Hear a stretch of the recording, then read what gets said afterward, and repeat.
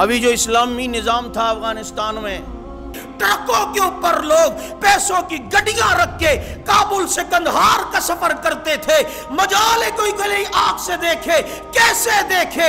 کل حکومت عمر کی تھی، اس وقت حکومت ملا عمر کی تھی۔ تمہارے منہ پر تھپڑ لگیں گے اگر تم نے اسلام کی اصطلاحات کو غلط جگہ پہ کیا، تم ایک منٹ آگے نہیں چل سکتے۔ کچھ چیزیں ہماری زبانوں پہ چڑھی ہیں۔ اسلام تو امن کا درس دیتا ہے اصل میں۔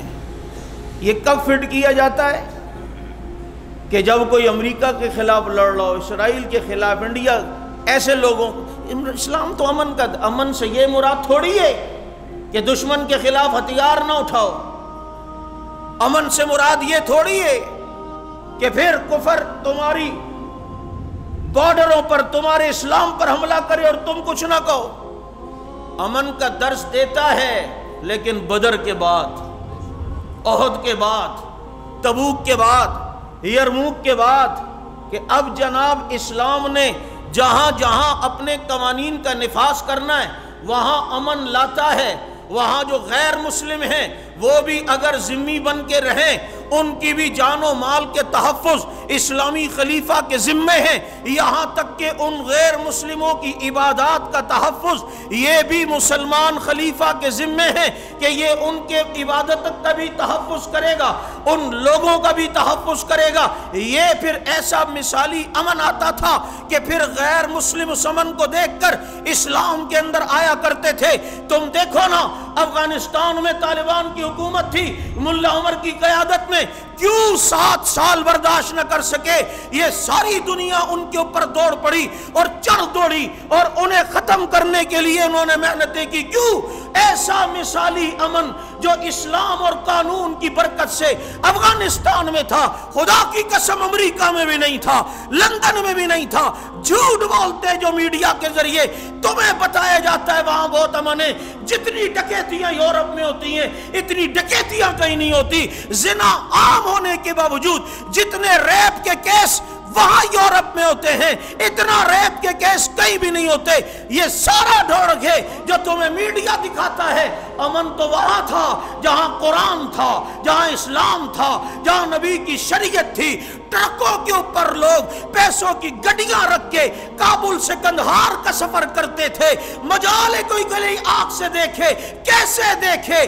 کل حکومت عمر کی تھی، اس وقت حکومت ملا عمر کی تھی۔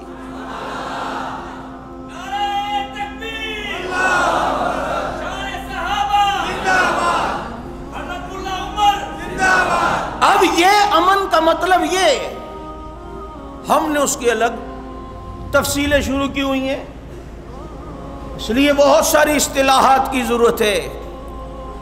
اسلام مساوات کا درس دیتا ہے، مساوات یعنی برابری کا، اور بات وہ کرتا ہے جس کی 2 بیویاں ان میں برابری نہیں کرتا۔ اور فٹ کہاں کرے گا کہ جناب عورتوں کو بھی ساتھ میں نوکریاں کرنی چاہیے، انہیں بھی بائک چلانی دینی چاہیے، انہیں بھی باہر آنا، کیونکہ اسلام مساوات کا درس دے دے۔ یہ مساوات ہے، یہاں کہا تھا مساوات۔ مساوات برابری کا یہ مراد ہے۔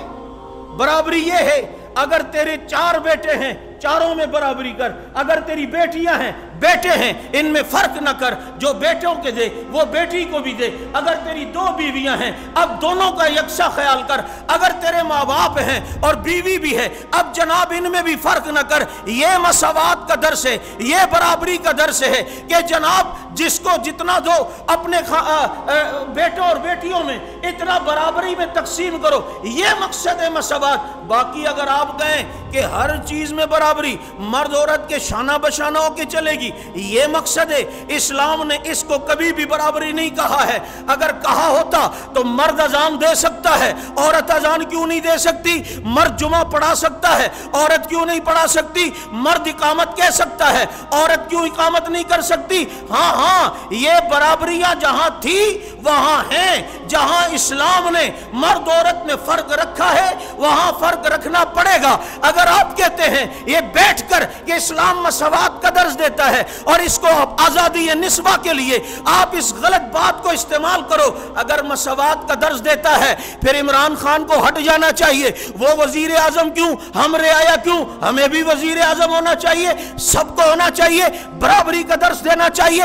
کوئی جرنل ہے بعد میں سپاہی کیوں؟ سارے جرنل ہونے چاہیے کیونکہ برابری کا درس دیتا ہے۔ پھر ہٹاؤ مراد علی شاہ کو، ویسے ہی بیکار آدمی ایک نمبر کا، اسے کیا پتا کہ دین کیا ہے، اسے تو صحابہ کے بارے میں نہیں پتا، چنانچہ اس کو ہٹاؤ مراد علی شاہ کو۔ پھر کیوں؟ پھر جناب وزیر اعلیٰ میں بھی ہوں، یہ بھی ہے، فاروقی کو بھی ہونا چاہیے کیونکہ اسلام تو برابری کا درس دیتا ہے نا۔ کہتے نہیں نہیں، ایک تو وزیر ہونا چاہیے باقی رعایا۔ میں نے کہا اب فلسفہ تیرا کہاں گیا ہے؟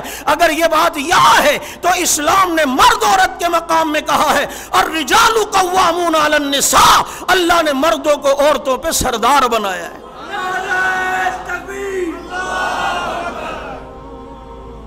پھر مردوں کو عورتوں پر، پھر برابری، پھر برابری۔ یہ برابری ہو ہی نہیں سکتی بھائی۔ مرد بغیر شادی کے چاچا بن سکتا ہے، عورت بغیر شادی کے چاچی بن سکتی ہے؟ کر کے دکھاؤ برابری، ہوگی؟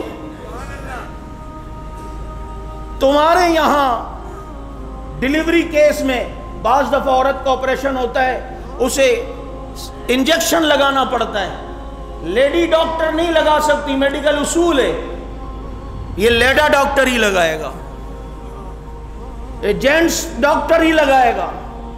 کیوں کہتے ہیں؟ اصل میں وہ بڑا نازک مرحلہ ہوتا ہے نا، اس کے عورت کی ذرا جو نفسیات ہے وہ ذرا کمزور ہے اور یوں ہے، آپ برابری کر۔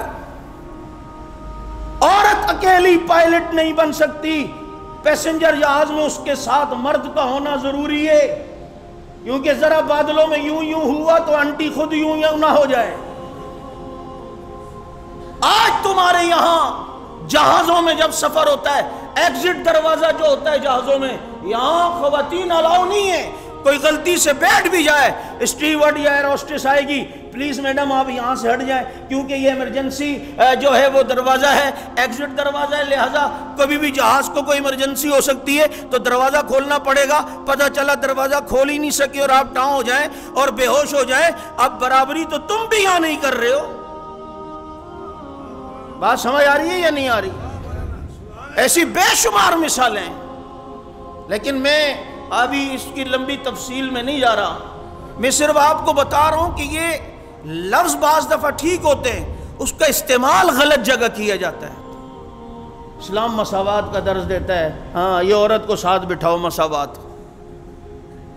یہ جناب کیا نام ہے، مرد کے شانہ بشانہ ہو کے چلے گی، مرد تو چاہے گا آ جائے شانہ بشانہ ہو کے چلے، ادھر مرد کون سے مرد بیٹھے ہوئے ہیں اس پاکستان میں؟ تو پھر جس طرح کے ہیں بعض لوگ، سارے نہیں، وہ پھر آپ جانتے ہیں ہر ایک صحیح تھوڑی ہوتا ہے، شیخ رشید جیسے بھی ہوتے ہیں، پھر تو مسئلہ خراب ہے۔ بہرحال تو مساوات کا درس، اب یہ مساوات ہے، یہاں لائٹ نہیں ہے، وزیر اعلیٰ اس کی یہاں لائٹ ہوگی، ڈیفنس میں لائٹ ہے، مساوات کرو، تمہارے منہ پر تھپڑ لگیں گے اگر تم نے اسلام کی اصطلاحات کو غلط جگہ پہ کیا، تم ایک منٹ آگے نہیں چل سکتے ہو۔ نعرہ تکبیر! اب یہ چیزیں، بعض چیزیں، اب چونکہ موضوع میرا کچھ اور تھا لیکن بات نکل گئی تو بتا دوں کہ کچھ چیزوں کا استعمال ہم نے اپنی زبانوں پر جاری تو کیا لیکن اس کا اصل معنی کیا وہ ہمیں سمجھ نہیں آئی۔ ابھی جو اسلامی نظام تھا افغانستان میں، وہاں پردہ کروایا عورتوں سے، مردوں سے داڑھی رکھوائی، صحیح کروایا تھا غلط؟ بولو۔ اب جناب سارے دانشور بیٹھ گئے فلسفی، ٹی وی پر، میڈیا پر، لا اکراہ فی الدین، اسلام کہتا ہے دین میں تو سختی نہیں ہے، مولویوں نے ایسی وہاں سختی بنائی ہوئی ہے، بھائی دین میں تو سختی نہیں ہے۔ مجھے بتاؤ، ایک کافر ایسی بات کرے تو اس کو الگ جواب ملے گا، مسلمان ایسی بات کرے تو تو اس کے سامنے پھر پیغمبر کی زندگی ہونی چاہیے، پھر اس کے سامنے خلفائے راشدین کی زندگی ہونی چاہیے۔ جہاں جہاں میرے پیغمبر کے دور میں اسلام کا نفاذ ہوا ہے، وہاں مجھے بتاؤ پیغمبر نے اسلام کی ان اصطلاحات اور پیغمبر نے اسلام کے ان قوانین کو نافذ کیا ہے یا نہیں کیا ہے؟ اس کی خلاف ورزی کرنے والوں کو سزائیں ملی ہیں یا نہیں ملی ہیں؟ ایک شخص خود، جب آپ یہ کہتے ہو دین میں سختی نہیں ہے، بھائی ہر ایک کو آزادی اظہار رائے، جو جس طرح چلنا چاہے چلے۔ ایک شخص اگر کسی کمپنی میں داخل نہیں ہوا، فوج کا ادارہ ہی سمجھ لو، جب تک وہ وہاں اپلائی نہیں کرتا اور اس کی نوکری وہاں پکی نہیں ہوتی، اس کی مرضی ہے۔ ابھی وہ اس محکمے میں آیا نہیں، فوجی کٹ بال کٹوائے نہ کٹوائے، جوتے پہنے نہ پہنے، لیکن اپنی مرضی سے جب ایک محکمے میں آ گیا ہے، اب اسے اس کے قوانین کو فالو کرنا پڑے گا۔ جیسے بال اسٹائل وہ بتائیں گے، ایسا ہیئر اسٹائل بنانا پڑے گا، جوتے پہننے پڑیں گے۔ اب وہ کہے کہ جناب میں تو شلوار قمیض پہنتا ہوں، پینٹ تو نہیں پہنوں گا، اسے پینٹ پہننی پڑے گی۔ اسے کہا جائے گا خوشی سے ادھر آیا تھا، اب یہاں کے قانون کو فالو کرے گا، یہاں کے اصولوں کو اپنائے گا، یہاں کے اصولوں کی پابندیاں کرے گا۔ ہاں جب نہیں ہے تو تیری مرضی ہے۔ یوں ہی جس شخص نے لا الہ الا اللہ محمد الرسول اللہ پڑھ کر اپنے آپ کو مسلمان کی فوج میں داخل کیا ہے، اسلام کی ایک حدود میں اپنے کو خود لایا ہے، اب اپنی مرضی نہیں چلے گی، اب مرضی چلے گی، اللہ کی چلے گی، رسول کی چلے گی، شریعت کی چلے گی۔ اب جیسے اسلام کہے گا تجھے ویسے کرنا پڑے گا۔ اب یہاں پر اسلام یہ کہے گا کہ تو نے اسلام کو خوشی سے قبول کیا ہے، چنانچہ اب اسلامی قوانین کے پابندی، اسلامی اصول کی پابندی یہ تیرے اوپر لازمی ہے۔ جیسے محکمے کی پابندی کو توڑے تو وہاں سے سزا ملتی ہے، اسلام کی پابندی کو توڑے تو خلیفہ وقت بھی سزا دے گا۔